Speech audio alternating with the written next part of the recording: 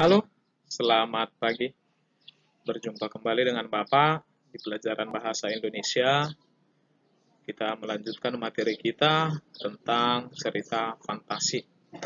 Nah, di pertemuan kali ini kita akan melanjutkan materi kita tentang cerita fantasi. Untuk mempersingkat waktu, mari kita langsung masuk kepada materi selanjutnya. Nah, materi kita selanjutnya yakni mengenai penceritaan kembali isi cerita fantasi. Nah, pada tahap ini, anak-anak kami akan Bapak ajarkan atau kita akan membahas bagaimana cara menceritakan kembali isi dari cerita fantasi. Nah, cara menceritakan kembali isi cerita fantasi itu boleh dilakukan dengan dua cara. Nah, yang pertama itu secara lisan, dan yang kedua secara tulis. Kalau dikatakan secara lisan, berarti kita menyampaikan cerita itu dengan cara bercerita secara langsung. Artinya disampaikan dari mulut ya, dari mulut ke mulut. Kalau biasanya kita dengar, jadi kita bercerita di depan teman-teman kita atau di depan orang banyak.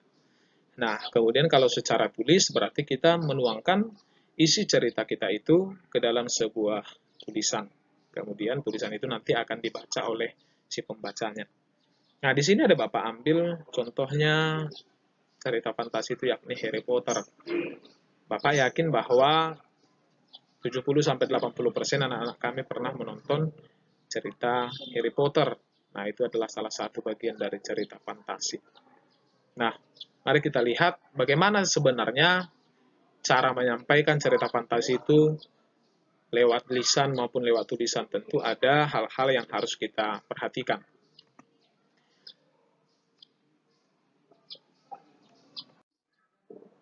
Nah, langkah penyampaian cerita fantasi secara lisan ada 8 hal yang harus kita perhatikan.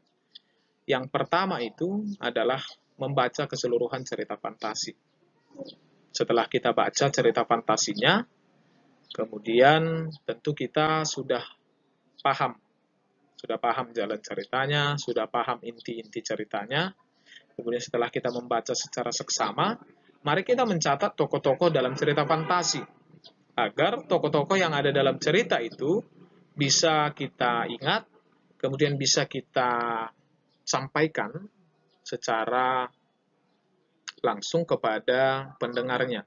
Dan yang ketiga, kita juga harus mencatat peristiwa penting dalam cerita fantasi. Kenapa kita mencatat cerita penting? Karena hal-hal itu yang akan membantu kita dalam menyampaikan secara lisan cerita fantasi tersebut. Kemudian yang keempat, kita harus mencatat latar cerita fantasi. Ya, catat latarnya baik itu dari waktu maupun tempat ataupun suasananya. Kemudian yang kelima, ceritakanlah kembali cerita fantasi berdasarkan tokoh, berdasarkan peristiwa dan latar yang sudah kita catat tadi. Nah, berdasarkan yang kita catat sebelumnya, itu kita kembangkan lagi dengan cara menceritakan kembali. Ya, jadi kita menceritakan kerangka-kerangka yang sudah kita susun tadi, yang poin-poin penting yang sudah kita catat tadi. Nah, ketika kita bercerita, kita harus memperhatikan penampilan dan gerakan tubuh. Jangan sampai gerakan tubuh kita berbeda dengan apa yang kita sampaikan. Ya, ketika kita menyampaikan cerita itu ada suatu cerita yang bergembira, mari gestur yang kita sampaikan juga, gestur yang kita tunjukkan juga harus bergembira, ya, kira-kira seperti itu. Nah, yang ketujuh juga yang perlu kita perhatikan adalah intonasi, irama, artikulasi, dan lafal. Artinya pelafalan ini sangat penting ya. Intonasi yang kita gunakan juga jangan datar saja. Kalau kita menyampaikan sebuah cerita dengan cara datar, maka secara otomatis orang yang mendengarkan juga tidak merasa tertarik. Berarti harus ada penekanan-penekanan tertentu, harus ada cara-cara tertentu, dan bisa dikatakan suara kita juga harus jelas, atau artikulasinya juga harus jelas didengarkan oleh pendengarnya. Ya, jadi dalam bercerita itu kita memerlukan suara atau intonasi yang jelas. Ya, jadi kita harus bisa memadupadankan antara gestur dengan suara ketika kita bercerita. Yang terakhir itu adalah ceritakan bagian pembuka, inti dan penutup. Ya, kenapa? Kita harus mengurutkan cerita itu mulai dari awal, di tengah, sampai akhirnya. Jangan sampai penceritaan itu bisa dikatakan justru jadi salah kaprah karena kita tidak memulainya dari awal, pertengahan sampai akhir. Jadi kita memang harus betul-betul memperhatikan cara itu. Nah, apa bedanya dengan menceritakan cerita fantasi dengan cara tulisan? Tentu ketika kita menyampaikan cerita fantasi itu secara tertulis ini bisa dikatakan lebih mudah. Lebih mudah karena kita tidak perlu menggunakan gestur, tidak perlu menggunakan intonasi ketika kita menuangkan ke dalam tulisan. Nah, mari kita lihat. Tetap cara pertama itu adalah baca dulu cerita fantasinya. Kemudian yang kedua, tentukan peristiwa-peristiwa yang terdapat dalam cerita fantasi itu. Ketika kita sudah membaca, tentu kita sudah bisa menarik poin-poin penting ataupun peristiwa-peristiwa yang ada pada cerita fantasi tersebut. Kemudian poin-poin penting ini kita kembangkan menjadi sebuah cerita fantasi tetapi dengan menggunakan kalimat kita sendiri. Artinya kita menceritakan cerita yang kita baca menggunakan bahasa kita sendiri, menggunakan cara kita sendiri. Jadi tidak sama persis dengan apa yang diceritakan dalam cerita yang kita baca tadi. Artinya ada perbedaan.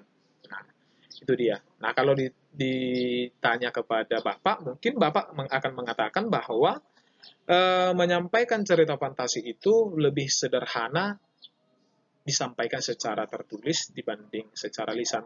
Tetapi itu tergantung anak-anak kami ingin menyampaikan secara lisan atau tulisan.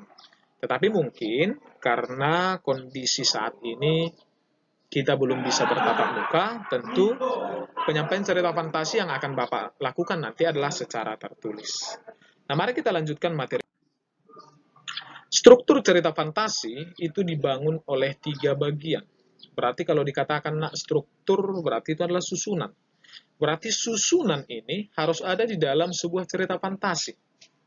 Apabila salah satu bagian ini tidak terkandung di dalamnya, maka cerita fantasi itu bisa dikatakan akan gagal ataupun akan menimbulkan satu cerita yang tidak baik. Nah, apa itu yang pertama? Orientasi. Yang kedua komplikasi, yang ketiga resolusi.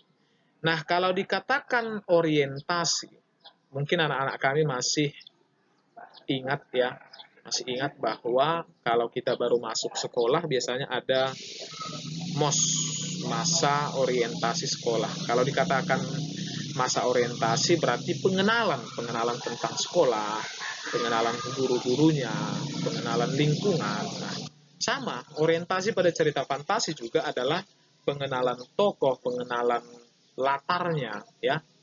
Nah, jadi orientasi itu adalah pengenalan objeknya. Nah, ya, jadi objek yang ada di sana, tokoh-tokohnya, latar-latarnya di sana akan disampaikan. Nah, yang kedua, komplikasi. Kalau dikatakan komplikasi, berarti ada masalah. Berarti masalah ini mulai dari awal, pertengahan sampai puncak cerita, itulah yang disebutkan dengan komplikasi. Ya. Kemudian yang ketiga, resolusi. Ada solusi di sana. Berarti resolusi ini adalah penanganan masalah ataupun penyelesaian masalah terhadap masalah yang ditemukan pada cerita itu. Berarti di resolusi ini kita akan menemukan cara penyelesaian masalah atau konflik-konflik yang ada dalam sebuah cerita fantasi. Nah, di sini ada juga Bapak buat penjelasannya di mana orientasi itu sama dengan perkenalan, ada konflik, ada resolusi. Nah, ada juga strukturnya itu membuat akhir cerita. Jadi akhir cerita ini bisa berupa disebut endingnya ya. Apakah tokohnya di sana tokoh utamanya itu akan mendapatkan kebahagiaan atau kesedihan. Itu adalah akhir cerita. Jadi jangan bingung, Pak, struktur cerita itu di buku kami ada 3 loh. Ada orientasi, konflik, dan resolusi. Tetapi ada juga di buku lain 4 ada akhir cerita. Jadi sebenarnya sama ya. Bahwa di resolusi itu juga sudah penyelesaian masalah. Nah, jadi sebenarnya strukturnya masih sama. Nah, kenapa di sini ada Bapak buat 4 supaya anak-anak kami nanti tidak merasa kebingungan. Nah, sampai di sini pertemuan kita. Bapak harap struktur cerita fantasi ini bisa dipahami oleh anak-anak kami. Sehingga ketika nanti menciptakan cerita fantasi secara tertulis, orientasi, konflik, dan resolusi ini bisa diperhatikan. Jadi, tugas anak-anak kami adalah silakan membaca sebuah cerita fantasi, boleh dari buku, boleh dari internet, boleh dari TV barangkali, silakan nikmati dulu ceritanya dengan cara membaca ataupun menyimak dan menontonnya. Kemudian nanti kamu lebih gampang untuk menuangkannya ke dalam bentuk tulisan. Nah, sampai di sini pertemuan kita. Selamat pagi, salam sehat.